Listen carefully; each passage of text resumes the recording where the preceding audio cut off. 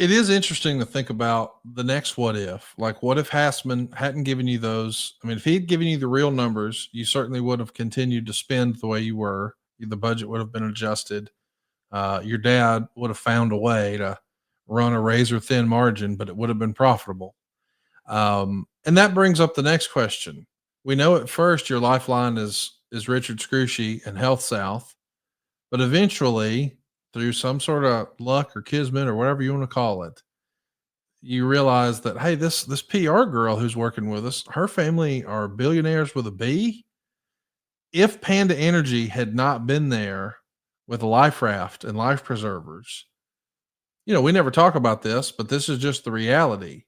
You and your dad may have at least had to consider bankruptcy at that point, right? I mean, you'd put all your chips, you went all in, pardon the pun, Yep. on TNA with false information. So now, you have what you feel like is going to be an angel investor in Health South and Richard Scrushy, worth a Google if you're not familiar with what happened there. But then with Panda Energy, this feels like, oh my gosh, right time, right place, right partner. But if Panda Energy doesn't emerge, not only are you potentially facing bankruptcy, I do want you to talk about that. But the next question becomes, what happens with your personal wrestling career? Like, I know that you've mentioned before here on the show that you got your contractor's license. Your dad certainly had a construction and development business where he was developing land and neighborhoods. And I think he had some deals with some gas stations. And I know that he was doing well outside of wrestling, but it's hard for me to imagine with all the work you do with Acclaimed and with baseball and so many other efforts that I know you're involved in professionally outside of wrestling, the sort of center spoke on that hub of the wheel of Jeff Jarrett always finds a way to tie back to wrestling somehow, whether it's with Acclaim or it's, with these new ventures that you're doing with baseball. Like, there's always a wrestling element to it.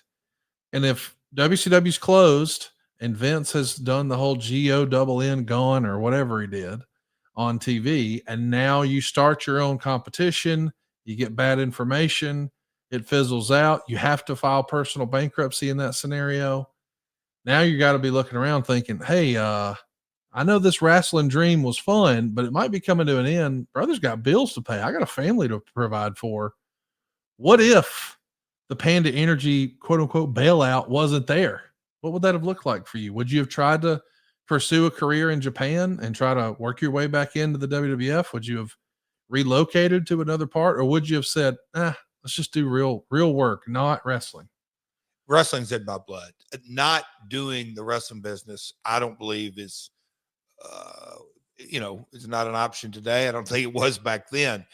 Knowing the amount of time, like we met with Don King's people, and the second people we met with, and I think I've told this story. I went to Paradigm, which it's now UTA, United Talent Agency, but I went to Paradigm, who are our agents, to let them know about the situation.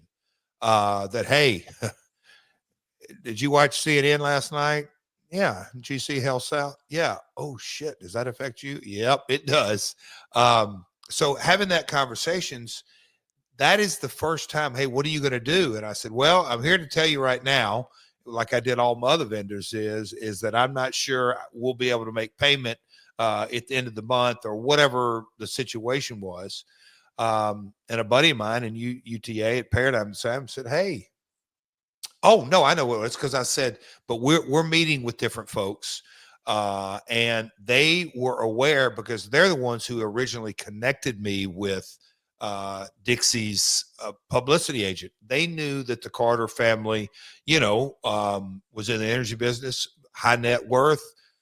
They did outside investments, not in the entertainment, but they did outside investments and blah, blah, blah, blah, blah. So in that conversation, and then when I go to Dixie and say, hey, Dixie, here's the situation. It's a little premature to write a press release, but as far as paying you and all my other vendors, I'm retooling things and we're going to figure something out. I don't know if we'd already had a meeting with the King people, but we were going to. Knowing what I know now, and when, a year and a half in, we were, okay, I don't know how long Bob Carter's going to stick around, but we need to have a backup plan. And we went and we found another investor who was certainly willing to step up to the plate, and coming back and, Bob basically saying, not only no, hell no, get the hell out of here. Whether it's my delusional optimism, Conrad, or whatever it may be, failing wasn't an option. We would have found by the grace of God, but we would have gone after different ways to fund the venture. Thankfully, we didn't have to go to that, step 3, because Dixie was really the second meeting we took, and Labor Day weekend. And next thing you know, she goes out on a Friday and spends Labor Day weekend with the family. And we were in Panda Energy offices the following week, and which is still an amazing story if you just kind of look at it from the outside in, that it was certainly inside 30 days, maybe 2 weeks, 2.5, 3 weeks from the time Scrushy's CFO says, not only are we paying for future shows, we're not even going to pay for last night's shows due to our situation. That is a set of circumstances I don't wish on anyone, but it happened. Man, oh man, what a ride it was. And yeah, it's pretty cool. But Conrad, to your question, wrestling was in my future, and I could have gone down the road, like you said, in Japan, independent. So that would have been it. Maybe work something out with 01 or Noah or New Japan or something like that. And you know what? Knowing Vince, hell, he gave how many opportunities? Everybody came back. Ultimate Warrior, Bret Hart, Hulk Hogan, everybody comes back. That's like multiple chances on some guys. Yeah. I think I would have probably had to wait my time for sure, but or maybe not. But look, when I saw Vince, I mean, it's one of the things that I'm positive. Not only did he respect, but it got this son of a bitch is going to start his own promotion. Dude's got balls. He relates to that.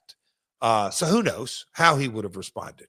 Hey, let me ask you another hypothetical. What if Dixie Carter doesn't try to pull her coup in 2009 and take power away from you in TNA?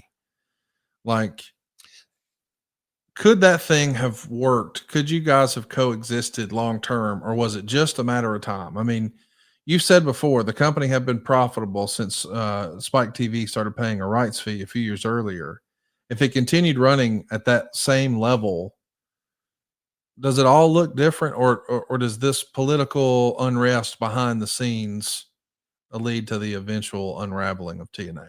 So this what if, out of all the ones we've done, and look, I've had different thoughts, and we talked about WCW and when I broke into the business and the Jim Ross conversation and me and Road Dogg and all this what if is the one what if that I have been asked about more than any of them combined. And I've talked about, it's a life lesson, over communicate and everything. So I'm not going to say I was the best communicator, but looking back on it, Dixie was waiting for the opportunity. She thought this is easy. Look at the money we're making. Look how easy this is. It's fun. I want to run point on this. I want to do this. I want to do that. It was going to happen regardless. There's no doubt in my mind. Now looking back on it, knowing the conversations that Vince would share with me, Russo would share with me, the Dutch would share with me, that other talent would share with me, the maneuvering, the jockeying, all the stuff that went with it. There's no doubt about it. It was going to happen at some point. The timing of the what if on this, like hypothetically speaking, say she would have tried this a year prior and we would have worked through our differences or whatever it may be. And then at some point, from an investor point of view, hey, y'all got to get on the same page. And however it may be, all right, then you guys both tackle Hogan and Bischoff and all that kind of stuff. How that would have been different. TNA it changed the trajectory of TNA in one decision of hers. There is no doubt in my mind TNA would look different today had she not done that in 2009. I don't mean this disrespectfully. I mean this very honestly. I just don't know another way to say it. Do you think at times, because we know that Dixie got, Spike to increase some spending and certainly Panda to agree to increase some spending to bring in names like Hulk Hogan and other big stars. With the benefit of hindsight, if you would have been able to secure some extra funding without attaching those names, and instead you got to divert those funds rather than to star bank accounts, it went into more infrastructure into TNA. Like when I had a conversation with Jim Crockett before he passed away, he was honest in saying, I needed a bigger sales force. I needed a bigger sales team. I needed more revenue drivers out there. I needed more licensing opportunities. He didn't have the infrastructure and support for the business side of the wrestling business. I'm not saying star power in front of the camera. I'm saying to go about, hey, how do we have Rock and Roll Express action figures? How do we have Four Horsemen lunch boxes? All of that sort of machine that Vince had built for himself. The Crockett's could never really compete. And it does feel like we would hear stories about, Hulk Hogan coming in and getting a big payday. But respectfully, we would also hear, well, hey, TNA doesn't want to pay for these medical bills for this performer because they're not sure if it happened here or at an independent show. So that sort of tinge of negativity is always there where it feels like we're trying to serve two masters. We can afford to pay Hulk Hogan, but we can't afford to pay this talent's medical bills.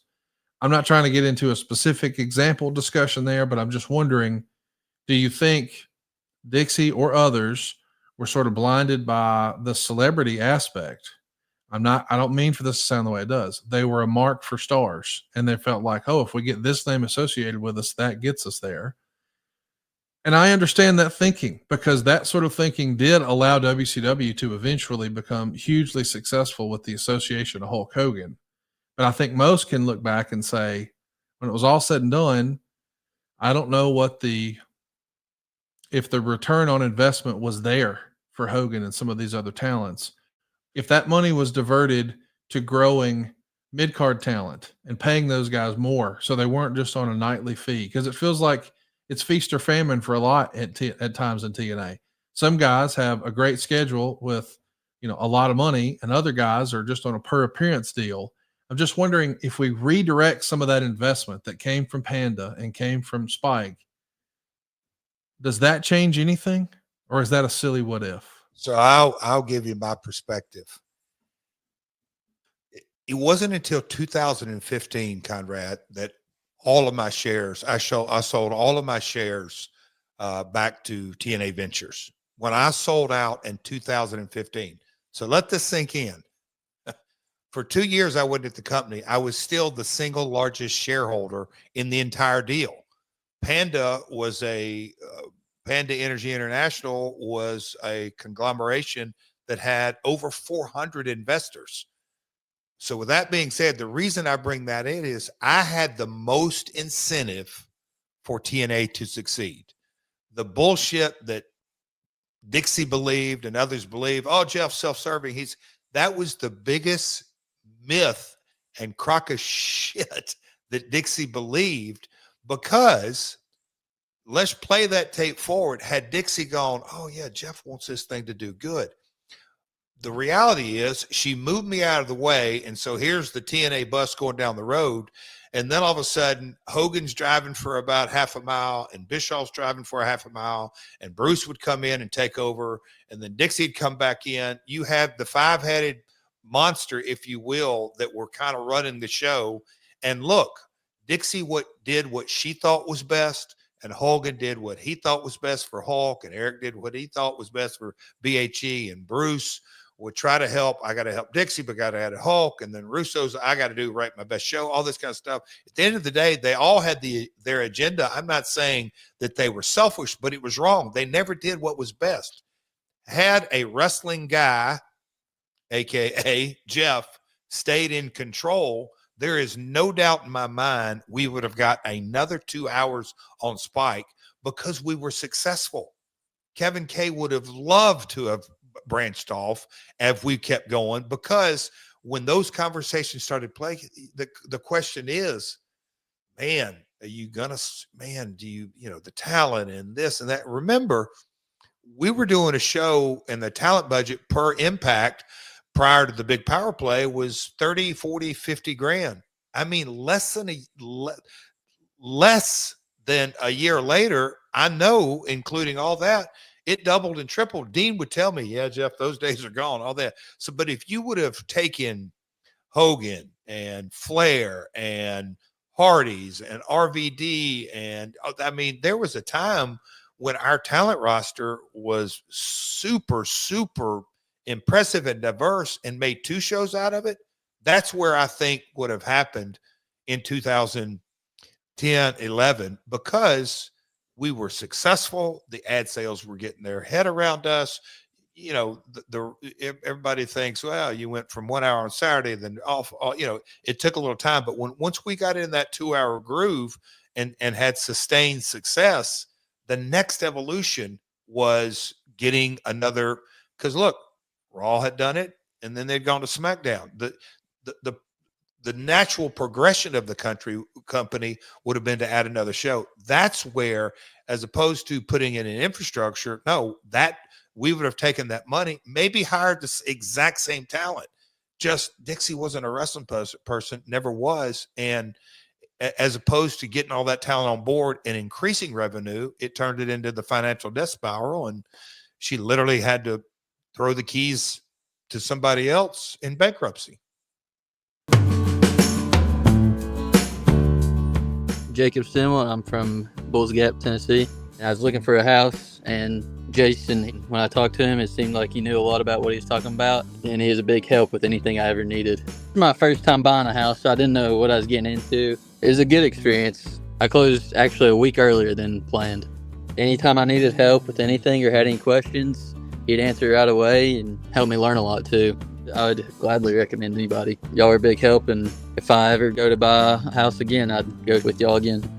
My name is Jacob Stimmel, and I got into my first home with the team at saveitconrad.com. NMLS number 2129, Equal Housing Lender. SaveWithConrad.com.